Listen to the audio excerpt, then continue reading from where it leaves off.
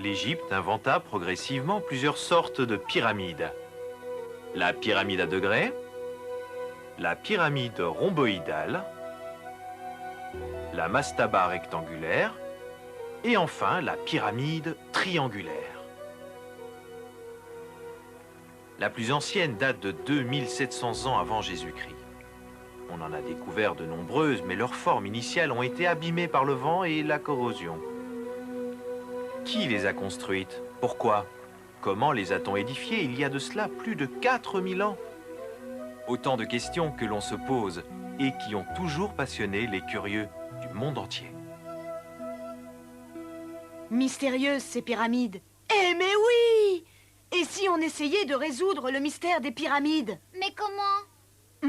On pourrait demander à Ordi de nous aider? Évidemment! Salut! Youps!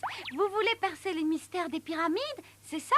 Eh bien, le plus simple serait peut-être d'aller les visiter. Waouh! Génial! Bon ben, ne perdons pas de temps. Allons-y! Hop là!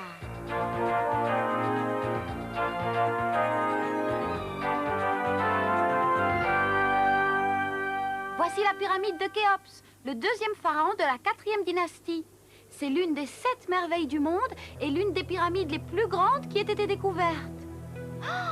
On se sent vraiment tout petit à côté, dis donc. Il y a un siècle, on entreprit de mesurer cette pyramide de Khéops. À l'époque, elle mesurait 231 mètres de côté et sa hauteur était de 147 mètres. Elle ne mesure plus aujourd'hui que 137 mètres de haut depuis que le revêtement a disparu. Sur le plan de la taille, on peut la comparer à la Statue de la Liberté ou à la Tour Eiffel, par exemple. Vue de haut, toute pyramide ressemble à un carré tout à fait régulier, couvrant plus de 4 hectares de désert. 4 hectares? Construire des pyramides si hautes, si belles, en plein milieu du désert et à l'époque des pharaons, c'est fascinant.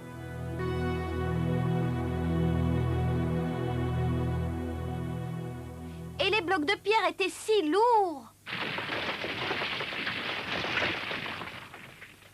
Mais comment les Égyptiens ont-ils pu construire ces pyramides, Ordi?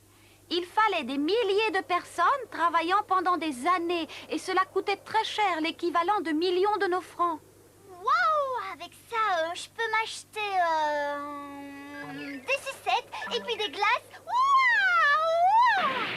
Mais au fait, Ordi, pourquoi les Égyptiens ont-ils construit toutes ces pyramides? On a souvent donné des explications aussi amusantes que fausses. Moi, je sais. Ces pyramides avaient la même fonction que les châteaux forts au Moyen-Âge. C'est-à-dire? Eh bien, les Égyptiens voulaient sans doute se protéger de l'invasion des extraterrestres. Des extraterrestres. Ou ils avaient peut-être peur que le ciel leur tombe sur la tête, ou les étoiles. Mon instinct de petit film dit que c'est pas du tout ça, que t'es complètement délirant. Tu dois avoir raison. Et si on voyait les autres explications presque aussi farfelues que les tiennes? Joseph interpréta le rêve du pharaon ainsi. Cette année de famine succéderait à cette année de bonne récolte. Le roi fit construire d'immenses garde-manger pour faire des réserves de nourriture. Voilà pourquoi, pendant très longtemps, on appela les pyramides les greniers de Joseph. Le professeur Smith, lui, pensait que la pyramide symbolisait le livre de la sagesse et qu'au moment du déluge, une population d'élus ainsi que des animaux auraient pu s'y réfugier pour survivre.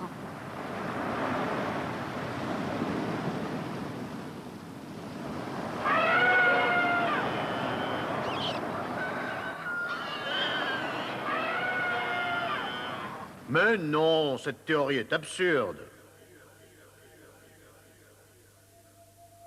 La pyramide de Khéops était un observatoire.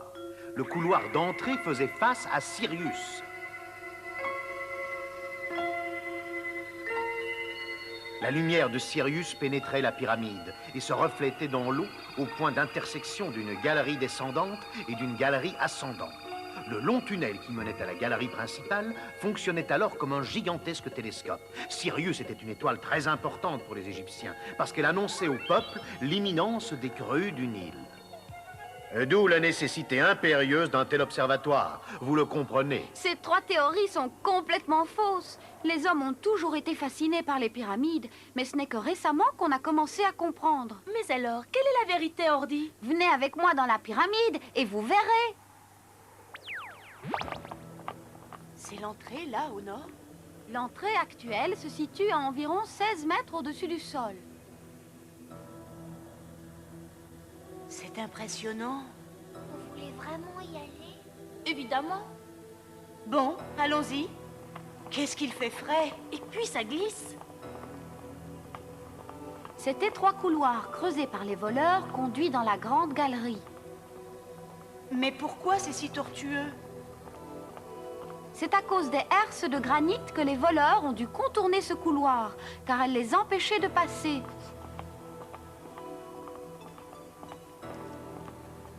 Allez, encore un petit effort, les amis. La pyramide est peut-être grande, mais les tunnels étroits. Aïe! Oh! Oh!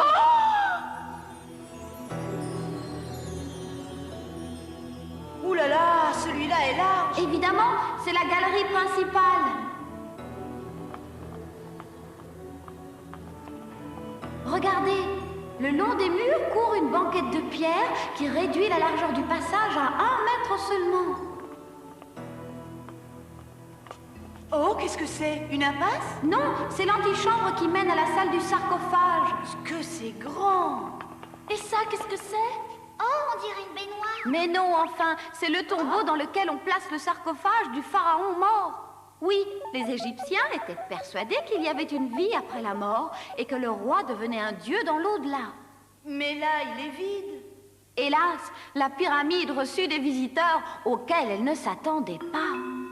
Je n'en peux vraiment plus, moi. Espèce d'idiot, le trésor ne t'intéresse plus? T'as plus envie de devenir riche? Tu te plains pour un rien? Mais d'abord, qu'est-ce qui nous dit qu'il y a un trésor ici, hein?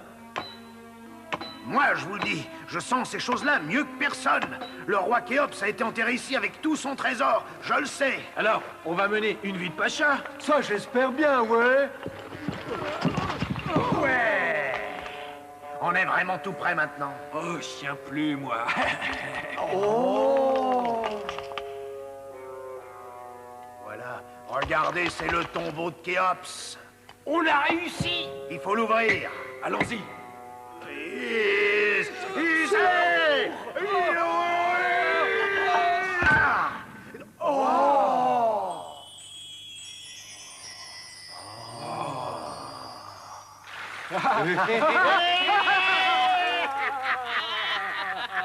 Les nombreux voleurs qui pénétrèrent dans la pyramide dérobèrent tous les trésors du tombeau de Khéops.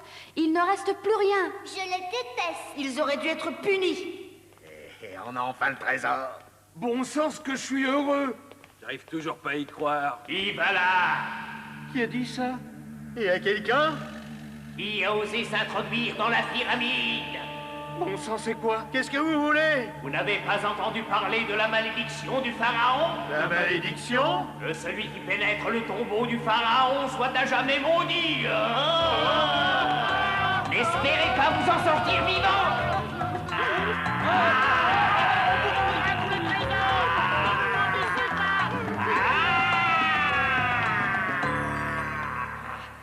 Quelle peur, hein? Est-ce que c'est vrai qu'il y avait une malédiction du pharaon? Bien sûr que non. C'est une histoire pour effrayer les idiots. Personne ne croit plus à cette malédiction. Oh, on ferait peut-être mieux de s'en aller quand même. Hein? Rassure-toi, Elliot. Tout ça fait partie de la légende.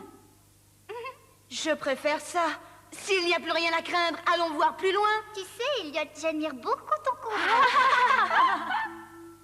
Grâce à ce petit dessin, vous comprendrez peut-être mieux à quoi ressemble l'intérieur de la pyramide.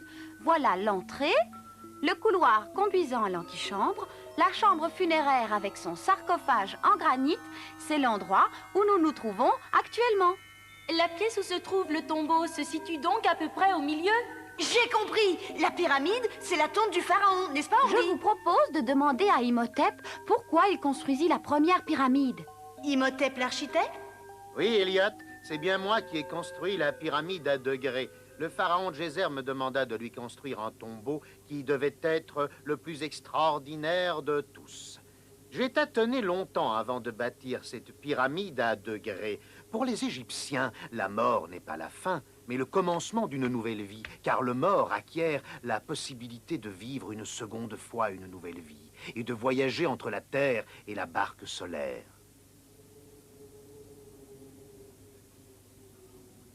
Le tombeau du pharaon est à l'image de sa formidable puissance terrestre. Tu avais raison, Elliot.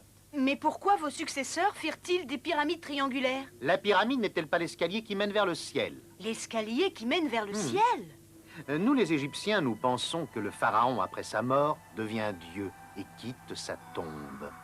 Sur son passage, les herses se lèvent.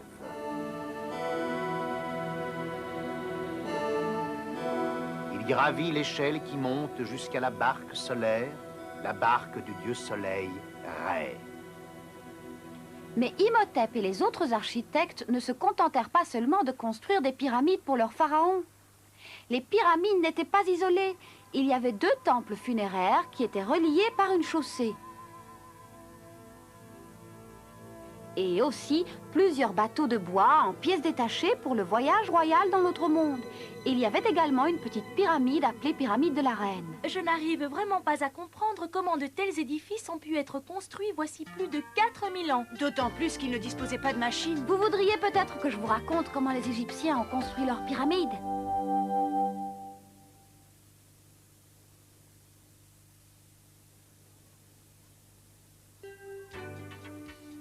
Commençons par faire un schéma de la pyramide à construire. La galerie principale, l'antichambre, la chambre funéraire avec le sarcophage et les couloirs d'aération sans oublier le revêtement de calcaire blanc. Il faut ensuite choisir l'endroit où s'élèvera la pyramide, aplanir le sol et poser les fondations. Oh, ils ont déjà commencé. Mais ça ne ressemble pas encore à une pyramide. Les architectes cherchent la bonne exposition. Ils devraient prendre un compas. Le compas n'existait pas à l'époque, et pour s'orienter, ils étudiaient le ciel longuement. Ils guettaient l'apparition de certaines étoiles dont ils notaient la position au lever, à l'est, au coucher, à l'ouest. Grâce à leurs calculs, ils orientèrent si bien la pyramide de Khéops que ses 4 faces sont orientées presque exactement vers les 4 points cardinaux. Ah oui, ils avaient reconnu la grande ours qu'ils appelaient la jambe de bœuf. Oh, regardez, ils posent les fondations. Mais pourquoi verse-t-il de l'eau comme ça?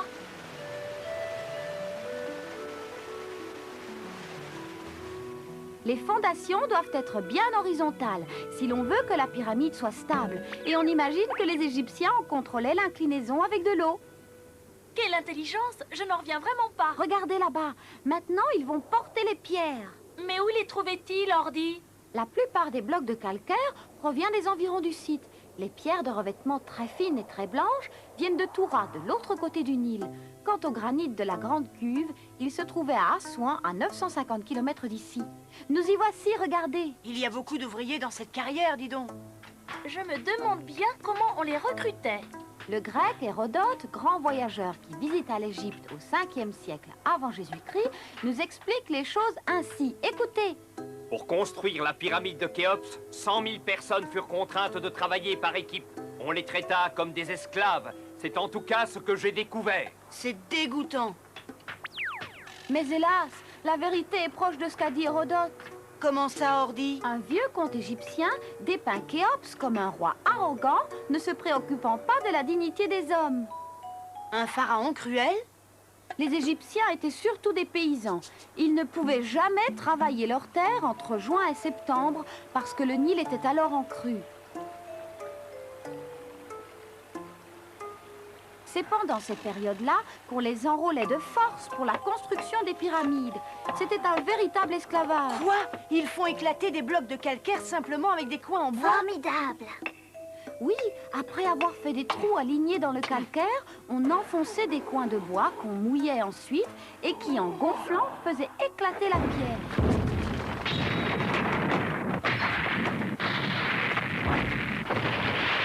Allez, il faut absolument les aider un peu. T'y arriveras pas. Je peux quand même soulever un bloc de pierre, non? Oh! Alors comme ça, tu croyais vraiment que tu pourrais bouger ce bloc? Si on utilisait un camion, ce serait plus facile. Il n'y avait pas de camion à cette époque. Ils n'avaient même pas encore inventé les roues. Ils utilisaient sûrement des chevaux alors. Mais non, c'était sans doute des chameaux, puisqu'on est en Égypte. Pas du tout. À cette époque, il n'y avait ni chevaux, ni chameaux dans la région. Alors comment transportaient-ils ces blocs? À la force du poignet. À la force du poignet? Mais ces blocs sont beaucoup trop lourds, c'est Je impossible. n'ai jamais dit que pour les bouger, il se contentait de les pousser ou les tirer comme tu as fait. Regarde plutôt.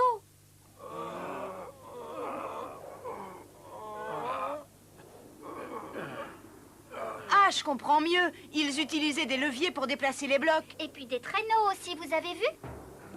Ils chargeaient ensuite les blocs de calcaire sur des bateaux. Et empruntaient le Nil pour arriver jusqu'au lieu de construction de la pyramide.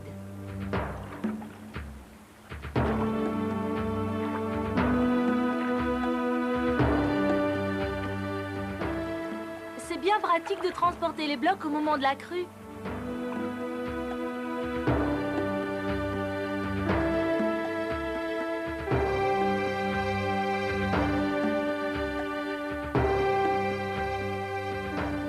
Il fallait ensuite donner à ces blocs de calcaire la taille exacte prévue sur les plans.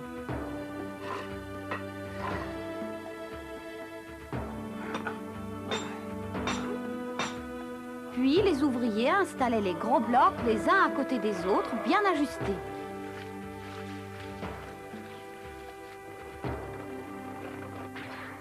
La première rangée n'a pas l'air trop difficile à placer, mais c'est maintenant que ça va se corser. Comment empiler des blocs aussi lourds?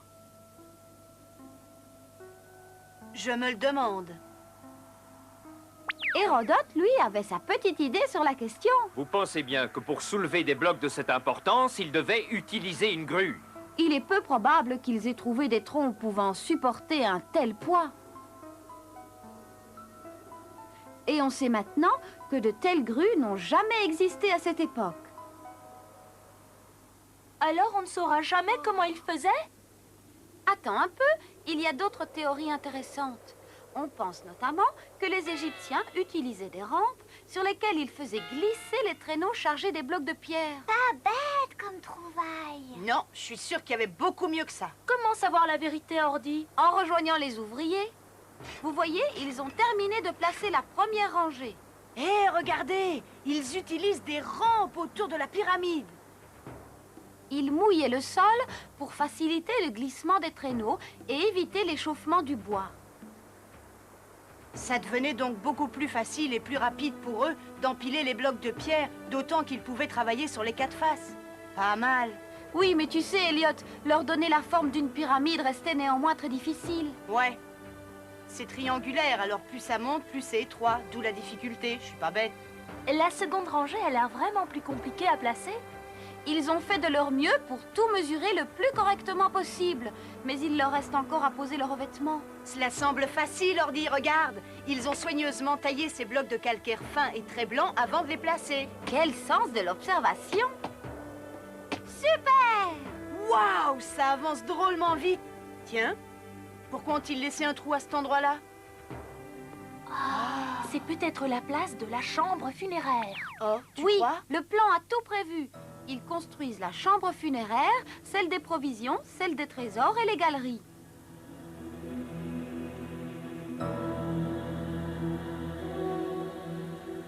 Regardez, ils remplissent la chambre funéraire de sable. C'est que la cuve du sarcophage, trop imposante et trop lourde pour passer par les galeries, est placée au-dessus de la chambre funéraire avant que la pyramide ne soit complètement terminée.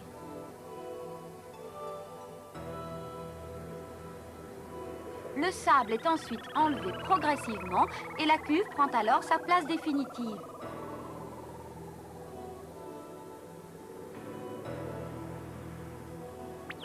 Voilà donc comment on plaçait la cuve qui allait contenir le sarcophage du pharaon. Après avoir construit la chambre funéraire, les Égyptiens continuaient à empiler les blocs en utilisant les rampes jusqu'au sommet.